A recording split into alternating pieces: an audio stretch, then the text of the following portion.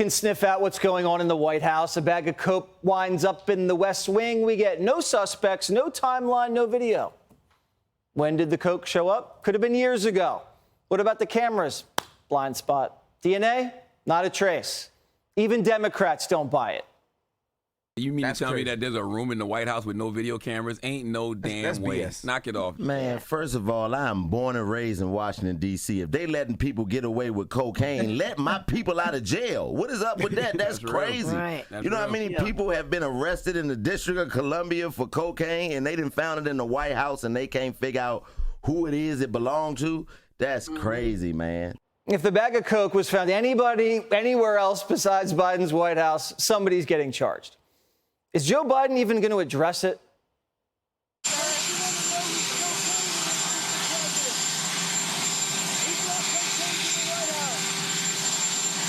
That's right. Biden's going back on vacation.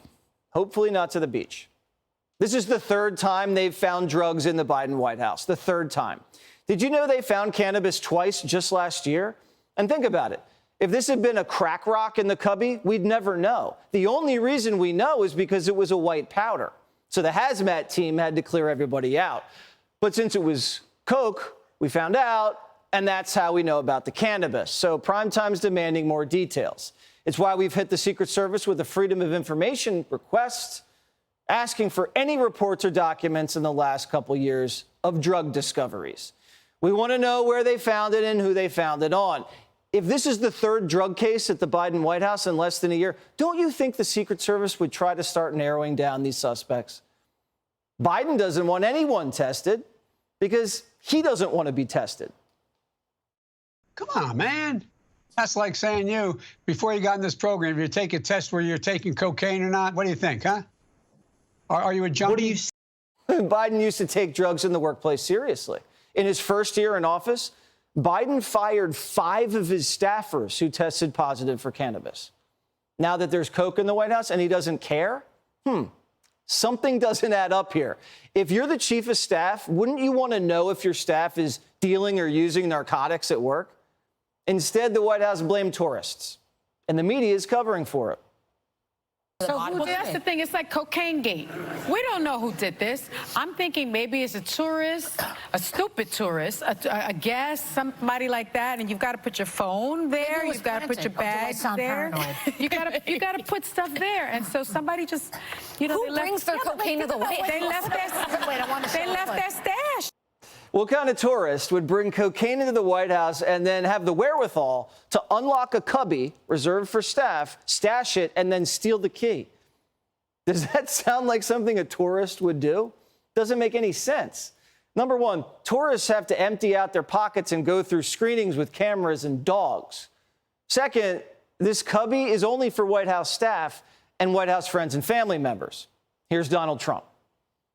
I don't think it's possible for bags of cocaine to be left in a certain area by the Situation Room. I'm not talking about, 5 blocks away. The Situation Room, where you decide on war, where you decide on nuclear, where you So are tourists allowed in that area where the cocaine was found? I don't think so. I think only people that have strong passes or family members are able to go through those doors. I'll narrow it down for the Secret Service. The bag of coke relates to someone working at the White House or someone living at the White House. But the Secret Service didn't even take basic investigative steps. Listen to Andrew Weissman, the radical Democrat on Robert Mueller's team. Even he says it's a cover-up. To me, the Secret Service here looks like they can't find a dead cow in a closet.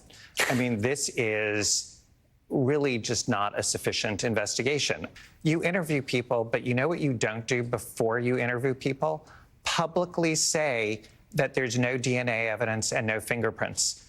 Like, why would you let the whole world know that if you're then going to interview people? Better for people to think that you might have that, and then interview people so that the person who actually left it there or planted it there, whatever the reason is, thinks there may be more evidence out there.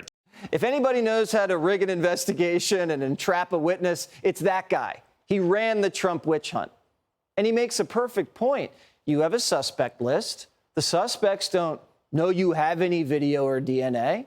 Sit them down, ask them questions, make them think you do. Make them feel like if you lie, you'll charge them with perjury. And by the way, does anybody really think there was no DNA on the bag? They just caught the Long Island serial killer with a DNA swab off of a 3-year-old pizza crust. You're saying they didn't get half a print? Not a little molecule of perspiration on the bag? Not a trace? The Secret Service blew it. It certainly is not a good look, and no one feels good about that. And I was just going to say, I'm guessing the White House doesn't like that there's no answer here. oh, it's unsatisfying because for it everyone. only feeds the beast, the conspiratorial beast. Yes. Yeah, the press doesn't like the look of this because Republicans are pouncing. And how dumb is Chuck Todd? The White House doesn't like that there's no answer. The White House is breathing a sigh of relief there's no answer. Is Chuck Todd new around here? What if this was ricin or anthrax? You'd think they'd just close the book this quick? They don't want to know whose Coke it was, but we do.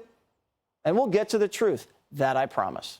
Hey, Sean Hannity here. Hey, click here to subscribe to Fox News YouTube page and catch our hottest interviews and most compelling analysis. You will not get it anywhere else.